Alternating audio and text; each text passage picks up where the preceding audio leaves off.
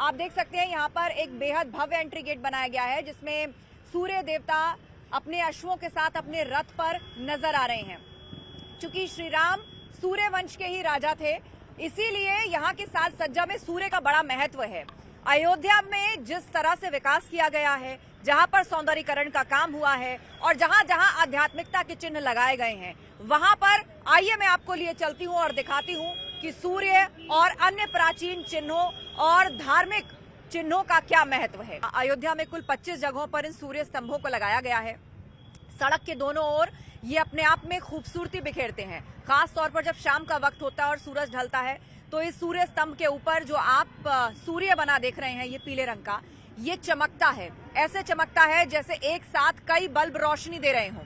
लेकिन खास बात यह है कि जब इसकी साज सज्जा का प्लान बन रहा था तो इस पर चर्चा हुई। चूंकि सूर्यवंशी सम्राट थे प्रभु श्री राम, तो ऐसे में सूर्य की महत्ता को पूरे शहर में कैसे दर्शाया जाए, उसी का प्रतीक चिन्ह ये सूर्य स्तंभ है कि जैसे ही भक्त यहाँ पर आए, सूर्य के लिए, प्रभु श्री राम और उनके वंश के लिए एक आध्यात्मिकता और एक भक्ति भाव का प्रदर्शन इस माध्यम से किया जाए। इतना ही नहीं, इन स्तंभों पर अगर आप गौर करें तो बहुत से धार्मिक चिन्ह उकेरे गए हैं। इन स्तंभों पर आप देखेंगे जय श्री राम लिखा हुआ है, उसके ऊपर गदा बना हुआ है जो कि हनुमान जी का शस्त्र है, शक्ति का प्रतीक है, दंड का प्रतीक है और साथ ही साथ रक्षा का प्रतीक है।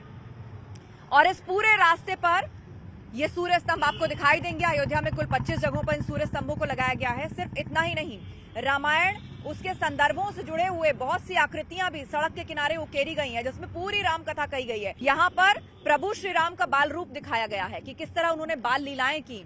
महाराज दशरथ को जब पुत्रों की प्राप्ति हुई तो उसी का ये चित्र यहाँ पर उकेरा जा रहा है। श्री राम है, नीचे घुटनों के बल चल रहे हैं और राजा दशरथ की गोदी में उनके बाकी दोनों पुत्र हैं, उनकी रानियां हैं तीनों। तो ये सब कुछ यहाँ दिखाया गया है। ये जो पूरा रास्ता है राम जन्मभूमि पथ के लिए जाता है और यहाँ पर राम कथा के चित्रों को उकेरने की जो बात हुई है, उसमें पहला चित्र आपको दिखाती हूँ कौन सा है। बहुत ही सुंदरता से बनाया गया है। यहाँ पे बहुत सारी दीवारें ऐसी बनाई गई हैं जिस पर राम कथा के बहुत से चित्र बनाए गए हैं। यहाँ पर राजा दशरथ हैं। अग्निदेव जब खीर का पात्र लेकर प्रकट हुए थे और महाराजा दशरथ को आशीर्वाद दिया था। दरअसल महाराजा दशरथ निसंतान थे और उन्होंने संतान प्राप्ति के लिए पुत्रेष्टि यज्ञ किया था। ये उसी पुत्रेष्टि यज्ञ को दिखाता है कि इस यज्ञ के पूर्ण होने के बाद अग्निदेव खीर का पात्र लेकर प्रकट हुए। उसके बाद वो राजा दशरथ को दिया गया और फिर इस खीर को महाराजा दशरथ ने अपनी तीनों ही रानियां, कौशल्या, केकई और सुमित्रा, तीनों को खिलाया था, जिसके बाद कहा जाता है कि उनको पुत्रों की प्राप्ति हुई। श्री राम, लक्ष्मण, भरत और शत्रुघ्न जी का जन्म हुआ। तो ये पहला चित्र है जो उस पुत्रेष्टि यज्ञ को दिखा रहा है। आप थोड़ा आगे जाएंगे, 30 मीटर आगे जाएंगे तो दूसरी दीवार है जहां पर पुत्र प्राप्ति के बाद बाल रूप में श्री राम नजर आते हैं। 30 मीटर आगे एक और ऐसी दीवार मिलेगी, आस्था का सम्मान, विरासत से प्रेरणा। प्रधानमंत्री मोदी के ऐसे बहुत से होर्डिंग्स जो है वो पूरी अयोध्या में लगाए गए हैं, क्योंकि अयोध्या के जो विकास का मॉडल है वो अध्यात्म के साथ विकास को लेकर के आस्था का सम्मान, विरासत से प्रेरणा और तय समय में विकास की गारंटी, ये सब कुछ लेकर के अयोध्या को विकसित किया जा रहा है। यहाँ पर तीसरा चित्र, जब विश्वामित्र जो कि गुरु थे प्रभु श्री राम के और उनके साथ श्री राम ने शास्त्रों और शस्त्रों का कौशल सीखा, गुरुकुल में वो रहे और उस दौरान राक्षस जो कि युद्ध भंग करते थे ऋषि मुनियों का, श्री राम ने किस तरह उनका वध किया था, राक्षस से मुक्ति दिलाई थी, उस सब का चित्रण किया गया है। यहाँ पर उनके शक्ति प्रदर्शन को दिखाया गया है। शास्त्रों के साथ शस्त्र में किस तरह की पारंगता श्री राम के अंदर थी, उस सब को दिखाया गया है। तो कुल मिलाकर जन्मभूमि पथ पर जब आएंगे, भजन कीर्तन आपके कानों में पड़ने शुरू हो जाएंगे।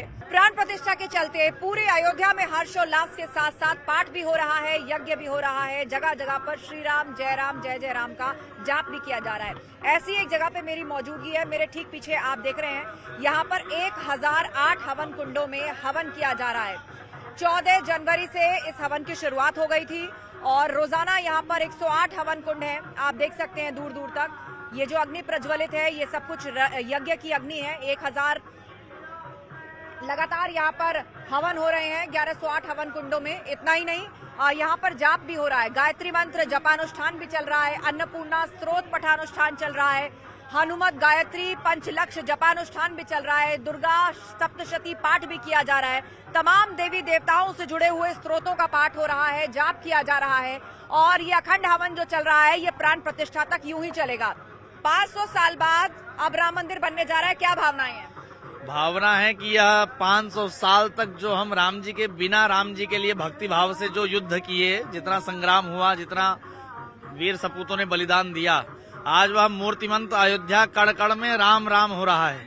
आप अयोध्या की जिस गली में जाएंगे वहाँ पर राम ही राम दिख रहे हैं। जैसे राम का जन्म हुआ था, जैसे तुलसीदास जी ने रामचरितमानस में व्याख्यान किया है कि राम जन्म के जैसे उत्सव हो रहा था, तो वैसा ही उत्सव चल रहा है, राम जन्म की तरह उत्सव चल रहा है, क्योंकि रामलला अपने नए भवन में आ रहे हैं।